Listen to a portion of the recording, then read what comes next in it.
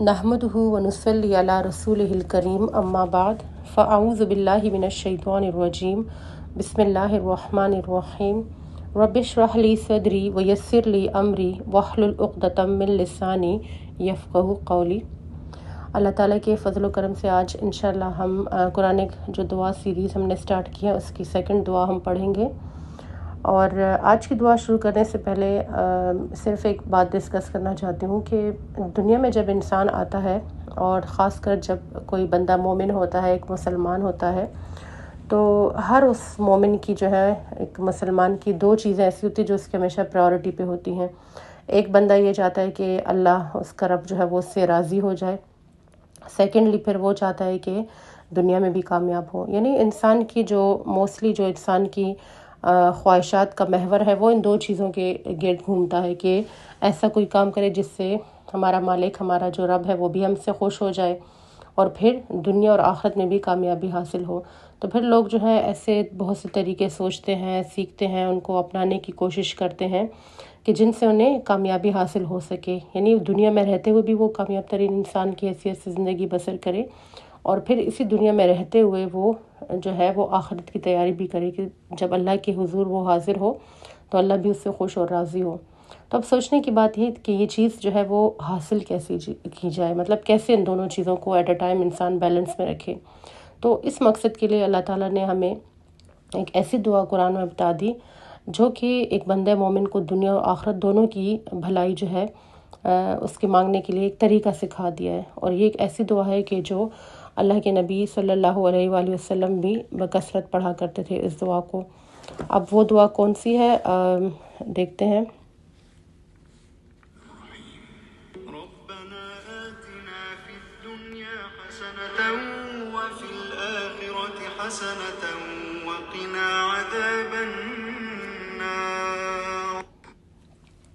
अब दुआ को पहले इसका लफ्ज़ी तर्जुमा देखते हैं। रब्बना, ए हमारे रब, आतिना, हमें अता कर,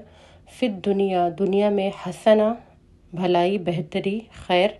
व फिल आखिरत, और आखिरत में भी, हसना, भलाई या खैर, वक़िना, और बचा हमें, अज़ाब अन्नार, आग के अज़ाब से।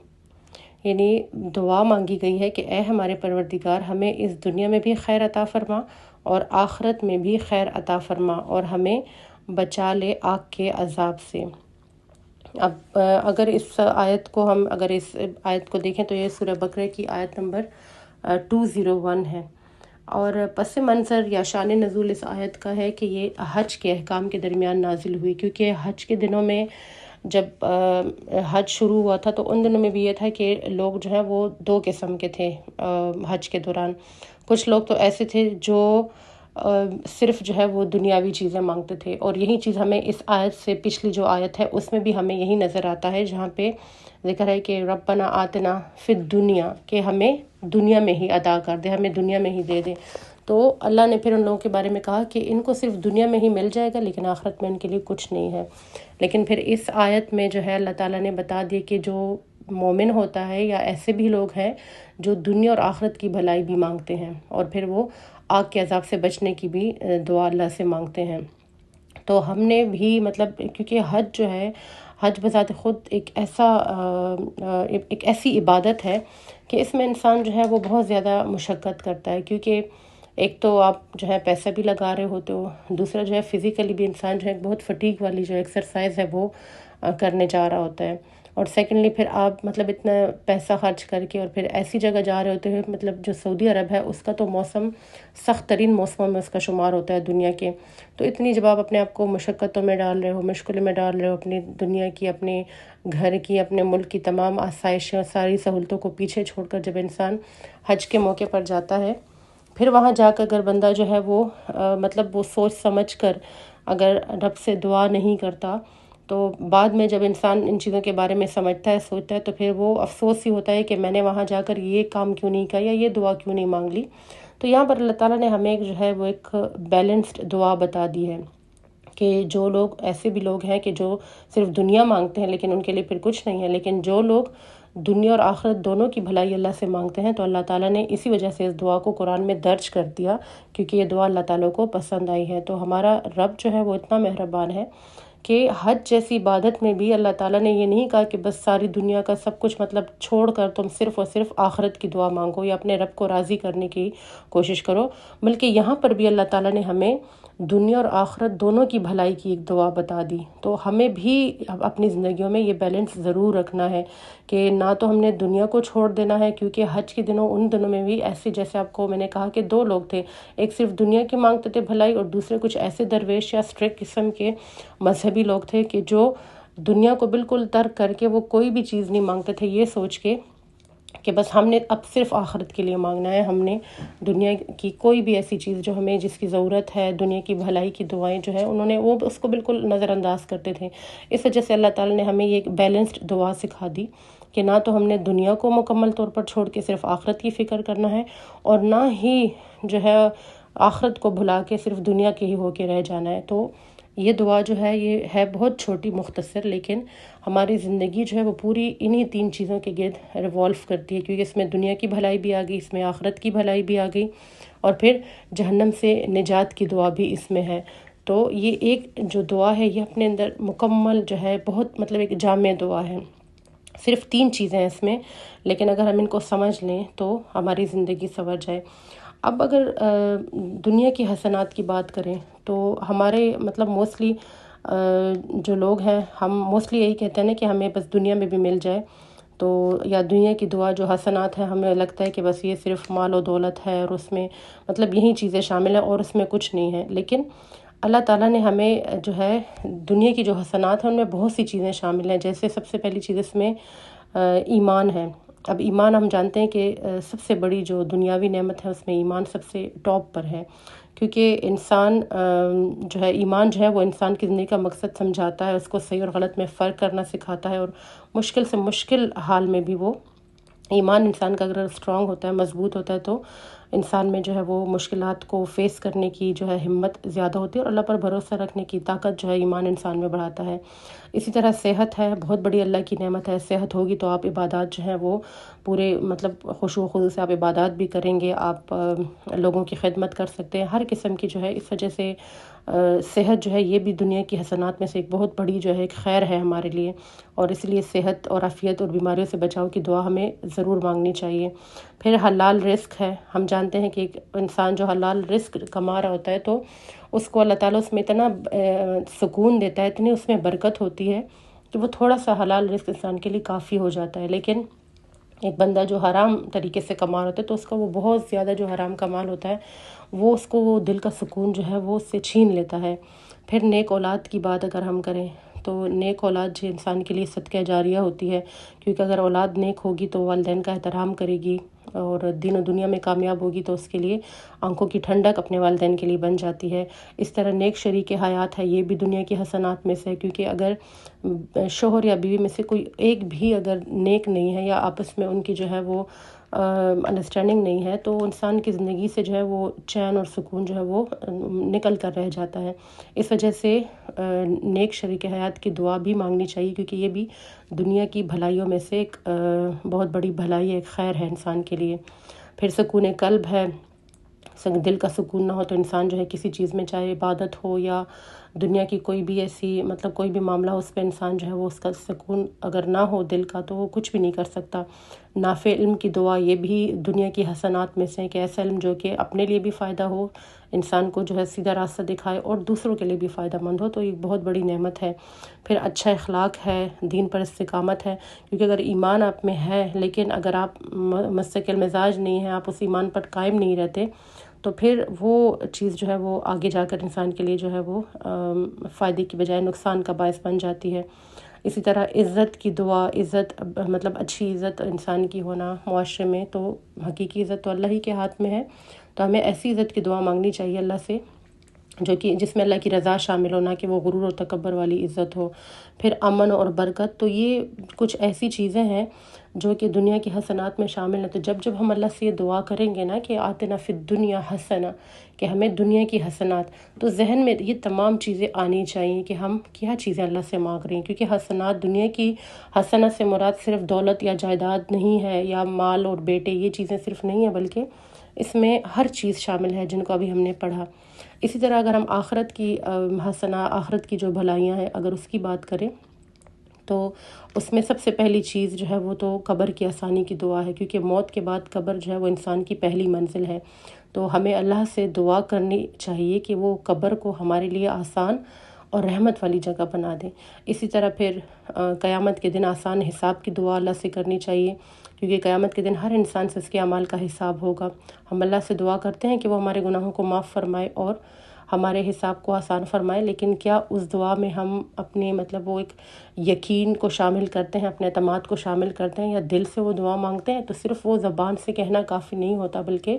اس میں آپ کے احساسات، آپ کی فیلنگز اور آپ کا یقین جو ہے اس میں مسٹ شامل ہونا چاہیے۔ اسی طرح پل صراط سے سلامتی کے ساتھ گزرنے کی دعا بھی اللہ سے کرنی چاہیے۔ یہ آخرت کی حسنات میں سے کہ جب ہم اللہ سے آخرت کی بھلائی مانگتے ہیں تو اس میں یہ قبر کے جو مراحل ہیں، قیامت کے دن آسان حساب کا، پل صراط سے سلامتی سے گزرنا، یہ تمام چیزیں اس میں شامل ہیں۔ اللہ کی مغفرت شامل ہے، کیونکہ جب تک ہم اللہ سے اپنی گناہوں کی معافی نہیں مانگیں گے تو اللہ ہم سے راضی کیسے ہوگا؟ تو اللہ کی رضا اور پھر جنت الفردوس کی دعا، نیک لوگوں کے ساتھ ان کی رفاقت کی دعا، کیونکہ اگر دنیا میں تو ہم نیک لوگوں کے ساتھ اٹھتے بیٹھتے ہیں، لیکن ہمیں آخرت کے لیے بھی نیک لوگوں کی رفاقت کی، جس میں صدیقین ہیں، شہداء ہیں، صالحین ہیں، تو ان سے ملنا یا ان کی جو ہے وہ رفاقت مل جانا جو ہے وہ آخرت کی نعمتوں میں ایک بہت بڑی نعمت ہے۔ پھر سب سے بڑھ کر اللہ تعالیٰ کا دیدار ہے آخرت کی جو حسنات ہیں ان میں سے، کیونکہ جنت کی سب سے بڑی نعمت اللہ تعالیٰ کا دیدار ہے۔ تو اہل ایمان کے لیے اس سے بڑھ کر اور کوئی خوشی نہیں ہوگی کہ ان کو اللہ کا دیدار نصیب ہو۔ اسی طرح اس دعا میں اس کا جو تھرڈ پارٹ ہے تو اس میں جو ہے ہمیں جہنم کے عذاب سے حفاظت کی جو ہے دعا بتائی گئی ہے۔ لیکن دعا میں یاد رکھیں کہ جتنے بھی یہ ہم جتنا اپنا یقین دعا میں شامل کریں گے تو دعا کی قبولیت کے چانسز بھی بڑھ جاتے ہیں۔ تو جب ہم اللہ سے اخلاص سے دعا مانگیں گے تو اس دعا کے فوائد بھی کئی ہیں۔ اب آخرت کے فوائد میں ہم کیا گناہوں سے بچنے کی ہم کوشش کرتے ہیں، ہم عبادت میں خشوع و خضوع پیدا کرتے ہیں، کیونکہ یہ دعا ہمیں یاد دلاتی ہے کہ ہم نے اللہ سے دنیا میں بھی مانگنا ہے اور جنت بھی مانگنی ہے۔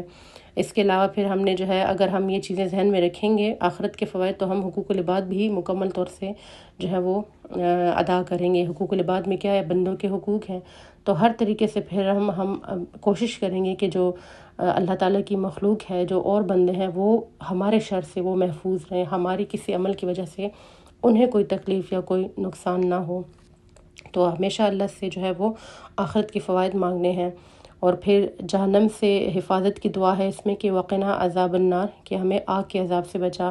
تو یہ دعا جو ہے یہ ہمیں یاد دلاتی ہے کہ صرف دنیا اور جنت ہی ہم نے نہیں مانگنی، بلکہ ان اعمال سے بھی بچنے کی دعا کرنی چاہیے جو جہنم تک لے کے جاتے ہیں۔ تو اور جہنم سے حفاظت کا مطلب کیا ہے؟ کہ بندہ گناہوں سے بچنے کی توفیق انسان کو مل جائے، اللہ کی ناراضگی سے انسان بچے، ایسا کوئی عمل نہ کرے جس سے اللہ تعالیٰ ناراض ہو، اپنی حفاظت کرنا کہ کسی غلط راستے پہ نہ چل جائیں، صراط مستقیم سے نہ بھٹک جائیں، اور موت کے وقت بھی انسان جو ہے ایمان پر قائم رہنے کی دعا کرتا ہے۔ تو یہ ساری جو ہے یہ دعائیں جہنم سے جب انسان حفاظت کی دعا کرتا ہے تو ان تمام چیزوں کو ذہن میں رکھتا ہے۔ تو یہ جو پوری دعا ہے یہ ہمیں سکھاتی ہے کہ ایک مسلمان کو دنیا میں بھی خیر اور آخرت میں بھی کامیابی اللہ سے مانگنی ہے، اور ساتھ ساتھ جہنم سے نجات کی بھی اللہ تعالیٰ سے ہمیں دعا مانگنی چاہیے۔ اور اگر دعا مانگنے کے اوقات کی بات کی جائے کہ ہمیں کب کب یہ دعا پڑھنی چاہیے، تو ویسے تو دعا کے لیے کوئی خاص وہ نہیں ہے، انسان ہر وقت اللہ تعالیٰ کے ساتھ کانٹیکٹ میں رہتا ہے، ہر وقت اللہ سے دعا مانگتا رہتا ہے، لیکن پھر کچھ ایسے خاص اوقات ہوتے ہیں جن میں دعا جو ہے وہ زیادہ قبول ہوتی ہے، یا جن میں ان دعاؤں کے جو ہے زیادہ قبولیت کے جو ہے وہ چانسز ہوتے ہیں، یا افضل ہوتی ہے ان اوقات میں دعا مانگنا۔ تو ان میں ایک تو نماز کے بعد جب ہم نماز پڑھیں تو ہمیں یہ دعا اللہ تعالیٰ سے مسٹ مانگنی چاہیے۔ اس کے علاوہ ہم سجدوں میں بھی یہ دعا مانگ سکتے ہیں، جب ہم اپنے سجدے کی تسبیحات پڑھ لیتے ہیں پھر اس کے بعد ہم یہی دعا اللہ سے مانگ سکتے ہیں۔ تو یہ ہماری زندگی اور آخرت اور جہنم سے اور آگ کے جو عذاب ہے اس سے بچاؤ کی دعا ہے۔ اسی طرح تشہد کے بعد ہم سلام پھیرنے سے پہلے یہ دعا مسٹ پڑھتے ہیں، جو کہ ہماری نماز کا حصہ ہے۔ تو وہاں بھی جب ہم پڑھتے ہیں تو اس بار اب جب ہم پڑھیں گے تو ہمیں ذہن میں یہ تمام جو دنیا کی حسنات ہیں، جو آخرت کی ہیں، ان سب کو ہم نے ذہن میں رکھنا ہے۔ इसी तरह बंदा जब सफ़र के लिए निकलता है, सफ़र में दुआ मांगनी चाहिए। हज और उम्रे में भी, क्योंकि इस दुआ का शान नज़ूल ही हज के दिनों में है, तो उसमें भी मस्ट हज उम्रा में मांगनी चाहिए दुआ। अफ्तार में हम मांग सकते हैं, चाहे वो नफली रोज़े हों या वो रमज़ान के रोज़े हों, हम इस दुआ को शामिल कर सकते हैं अपने अफ्तार में। इसी तरह सुबह शाम की हम जो अस्कार पढ़ते हैं, दुआएं करते हैं, उनमें भी हम इनका ज़िक्र जो है, इस दुआ का ज़िक्र कर सकते हैं, इसको पढ़ सकते हैं रिपीटेडली। और वालिदैन और औलाद के लिए, वालिदैन अपनी औलाद के लिए दुआ मांग सकते हैं और औलाद अपने वालिदैन के लिए। तो ये जो दुआ है, तो इंसान जब इखलास के साथ करता है, अल्लाह से दुआ मांगता है, हिदायत मांगता है, मदद मांगता है, गुनाहों से महफूज रहने की जो है तौफीक मांगता है, तो अल्लाह ताला फिर इंसान को जो है उसको उसी तरह जितनी तड़प से हम अल्लाह से दुआ मांगते हैं, तो अल्लाह ताला अपने बंदे की मदद ज़रूर करता है। उसके अंदर वो गुनाहों से नफ़रत अल्लाह ताला पैदा कर देता है और नेकी की तरफ उसमें रग़बत पैदा होती है। इस वजह से हमें जो है ज़्यादा से ज़्यादा इस दुआ को अपने रूटीन में शामिल करना है, अल्लाह से माफ़ी मांगती रहनी है और इखलास के साथ जो है इस दुआ को अपनी ज़िंदगी का हिस्सा बनाना है। क्योंकि यही जो है, ये जो दुआएं हम पढ़ते हैं, जो कुरान में अल्लाह ने शामिल की हैं, तो इनका मकसद ही इंसान को दुनिया और आखिरत की कामयाबी जो है वो दिलाना है। लिहाजा आज से इंशाअल्लाह ताला जब हम नमाज में दुआ पढ़ें या उठते बैठते सुबह शाम जिस मौके पे हम दुआ पढ़ें, तो हमने इसकी जो ट्रांसलेशन है और जो इसमें जितनी मतलब जामिया दुआ है, जो चीज़ें इसमें सारी आती हैं, उन सबको इंशाअल्लाह ताला हमने जहन में रख के इस दुआ को अल्लाह से मांगना है और अल्लाह से इस पर अमल करने की तौफीक भी मांगनी है। सुब्हानकल्लाहुम्मा व बिहम्दिका नशहदु अन ला इलाहा इल्ला अंता नस्तगफिरुका व नतूबु इलैक। अस्सलामु अलैकुम व रहमतुल्लाहि व बरकातुहू।